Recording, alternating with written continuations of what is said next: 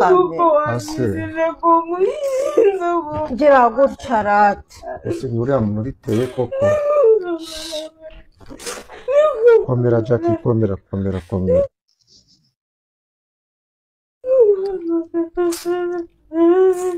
bantu bakavuga amagambo umuntu ameze gutya ako muravyi Muraho neza abanyarwandakazi, kanizere ko aho muri hose mumeze neza muri kano ka mwanya. Ubu natwe turaho tumeze neza. Uyu munsi twaba tubazaniye amakuru nk'uko muri kubibona cyangwa se nk'uko muri kubyumva. Ni amakuru amaze iminsi avugwa, ni amakuru amaze igihe kirekire avugwa, by'umwihariko muri showbiz nyarwanda, cyane cyane nk'uko mumaze kubimenyera. Iyi ni ya channel yanyu musangaho amakuru aba ari kuvugwa mu Rwanda, by'umwihariko ku basitari ndetse no mu bindi bintu bigiye bitandukanye. Abantu rero bagiye batera amakomenti uko babyumva, ndetse bari no kwibaza aho bizaherera. Iyo video rero murayibonye, ni video igaragaza umurwayi Jackie cyangwa se Uwase Charles wamenyekanye ku mbuga nkoranyambaga nka Jackie w'i Rwanda.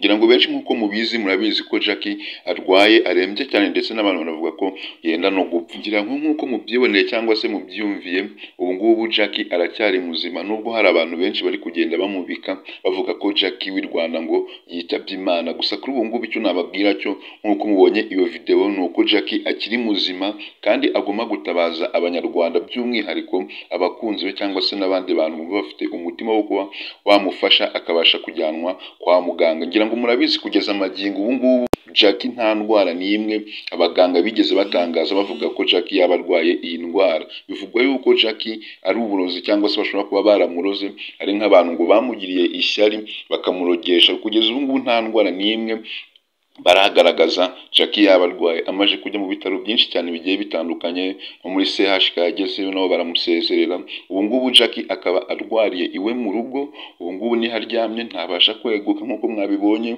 Nyine kuvuga nabyo yari amaze igihe byibuze nk'icyumweru nabwo atavuga, ubu ngubu wenda nibwo atangiye kuvuga. Wenda sinzi nimba ari ikintu byaba biri gutanga, ntawamenya.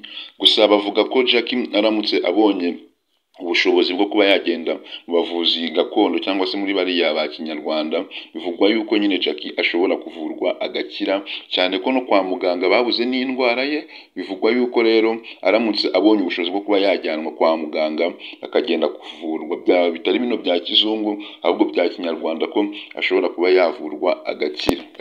Banyarwandakazi rero, muve muri ibyo ngibyo, mutabare umuntu akiriho, mwe kuzagaragaza urukundo cyangwa se n'agahinda kenshi umuntu atakiriho. Ngira ngo mwagiye mubona cyangwa se nk'uko tumaje kubimenyera, mwagiye mubona abantu benshi bagiye baduca mu myanya y'intoki. Nk'urugero nabaha, nabahereza Gogo, muramuzi nako Vava muramuzi, nayo yararwaye aratabaza cyane, atabaza abanyarwanda babwira ko ameze nawe ubu ngubu yenda no gupfa, ariko abantu baribwira ati ngo ni bya bintu byo gukora prank kugira ngo abantu babone views. Ibyo bintu murabizi byarabaye, nta gihe kirekire cyashize Gogo ari gutabaza ko ameze nabi yenda no gupfa. Hashize iminsi mikenya nawe murabizi ko yahise ko yipfira aritahira. Kugeza kuri ubu ngubu nabwo hari undi witwa Gogo, nawe ubu ngubu yarapfuye, nawe yaragiye. N'ubu ngubu rero Jackie nawe hatageze ikintu gikorwa, nawe ubona koko nawe ibimenyetso ari kugenda atanga, nyine ubona ko hari iby'umuntu urembye cyane kandi ukeneye ubufasha runaka cyangwa se ubundi buvuzi bwisumbuye kubwo yabonye. Abantu rero mutabara hakiri kare, abantu nimufasha hakiri kare, mutabara umuntu wanyu ataragenda. Cyane ku bakunzi ba Jackie w'i Rwanda, nubwo abantu benshi bari kugenda bandika muri comment bavuga ati ngo ese bino bintu si ibintu bya prank biri kuba, cyangwa se ibi bintu guys, ibi bintu bya Jackie w'i Rwanda byo kuba arwaye, ibi bintu ni ibintu bya nyabyo, biri true story, ntago ari ibintu bya prank kugira ngo bashake views. Murabizi Jackie ntago ajya akora ibintu bya prank kugira ngo abone views. Ibi ni ibintu biri seriye. Jackie ararwaye, ararembye bya nyabyo, ni true story, namwe mwabibonye. Nta muntu wafata amezi 2 cyangwa se amezi 3 kugeza kuri 4 agenda ngo yirwaze ngo akore prank ngo kugira ngo abone views. Ibyo bintu ntibibaho, yirirwa ryamye mu buriri. Abantu ngira ngo muranabizi, hari n'abantu bagenda bavuga ati ngo njyewe ukomeze uku nguku ntago narira kwa Jackie, nta mazi yamanya nkwere kwa Jackie, nta kintu kibaho nakorera kwa Jackie, bitewe n'ukuntu Jackie byonyine bari kumureba ubwawe, nawe ubwawe ugezeho gutyo ukamureba, wavayo wenda no kurira. So abantu mugire impuhwe, mu musengere. Ajya atabaza abantu akavuga ati ngo musengere, abanyarwanda bashoboye kumusengera mu musengere.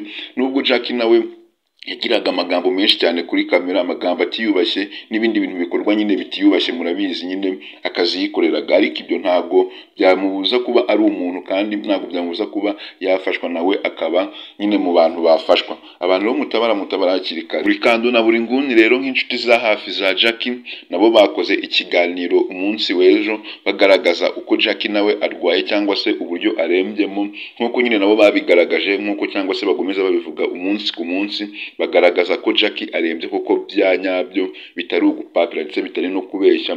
Gusa buri kano na buri nguni bakongera bakibutsa ibinyamakuru byo mu Rwanda byandika ku bantu, bajye bandika ku bantu nyine igihe cyose babishoboreye, kuko ni ukuvuga ati ngo murabizi cyagiye Jackie ngo ari muri ya kesi, murabizi ko abanyamakuru bagiye bakandika ibinyamakuru byinshi cyane bivuga kuri Jackie, ngo Jackie w'i Rwanda ngo imeze gutya na gutya, Jackie w'i Rwanda utiyubaha, uvuga ibigambo nk'ibi ngibi. Murabizi nyine murabizi ko Jackie bigeze kumuporopoza wa mugabo we witwa Steve, murabizi ko yigeze kumuporopoza amwambika impeta, ariko hadashize icyumweru cyangwa se iminsi 5, murabizi ko Jackie yafashe ya mpeta akayijugunya, akagenda akayita muri toilette, akanavugiraho n'amagambo menshi cyane, ndetse amagambo menshi cyane atiyubashye.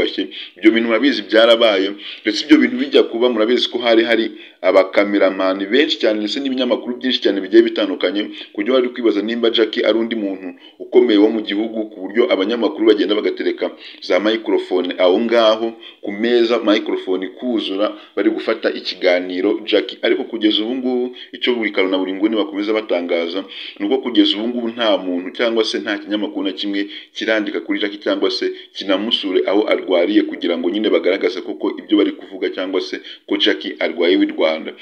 Rero nibyo mpamvu bagomba bibutsa abanyarwanda bajye bareka ibintu byo kujya bazana ibintu byo kubeshya abantu abanyarwanda, ahubwo bagomeza bavuga ati ngo Jackie w'i Rwanda ngo twabonye ngo umuntu ngo wamuroze, ngo Jackie w'i Rwanda dore ngo umuntu wamuroze. Ibyo bintu rero buri nguni babivuzeho byinshi cyane. Icyo kiganiro nacyo nyine bagikoze, mugikeneye mwajya kukireba. Bari kwibutsa nyine ibinyamakuru byandika ku bantu, bajye bandika ku bantu kuko mu gihe cyanya cyo, kandi mubona bikwiye, bana kwandika abantu ku bantu ari uko nyine bari kubona bari gukora inkuru zimeze neza. Ngira ngo abantu benshi muranabizi, umuntu witwa Jessica wa Mipangu cyangwa se Kasuku Media n'uwitwa Jackie w'i Rwanda, murabizi ntago bajya bumvikana cyane, murabizi ko haba harimo beef cyane irenze nyine uko namwe munabitekereza. Ariko kuri ubu ngubu nubwo biba bimeze uko nguko, ntago Jessica yakicara ngo arebere umuntu ari kudupfana ngo nawe yicare. Murabizi ko na buri kantu yigeze gufungwa, ariko nubwo yafunzwe, kandi yafunzwe bafitanye amakimbirane na Jessica cyangwa se Kasuku Media, murabizi nyine ibyo ngibyo bari bafitanye amakimbirane. Ariko no kugira ngo buri kantu nabwo afungurwe, uruhare narwo rwagize nk'uruhare runini cyane, Jessica nawe yabigize nk'uruhare. So murumva nubwo umuntu yabafitanye beef n'umuntu, ntago bikuyeho nyine ko kubageze mu kibazo utamufasha ngo nuko umuntu mufitanye beef. Nari n'abantu rero bashobora kuba bafitanye urwango na Jackie, cyangwa se bavuga ati ngo Jackie nge simukunda bitewe n'ibintu nyine akora, cyangwa se bitewe n'ibintu avuga nge simukunda sinanamufasha. Wenda niho wamufasha mu buryo bw'intuze bwa mikoro, ku buryo ujyanye n'amafaranga, ushobora kumufasha no mu bundi buryo bw'amasengesho, nabyo biba bikenewe. Si ngombwa ngo ufashe umuntu umufashe mu mafaranga, no mu gusenga nabyo wanamufasha, cyane ko nyine ku bantu baba bifuza no kumufasha mu buryo bwa mikoro, arakanya bari gukanda, wahamagara buri kantu na buri nguni ukabasobanuza nyine uko wabikora, cyane cyane kugira ngo mufashe uyu munyarwanda wacu Jackie w'i Rwanda. Nubwo akora ibintu nyine byinshi cyane, ariko hari abantu bibaza ati ngese buriya Jackie ngo aramutse akize buriya ngo yakongera kwitwara kwa kundi? Birashoboka, cyangwa wamenya, cyangwa se akaza yanahindutse, birashoboka.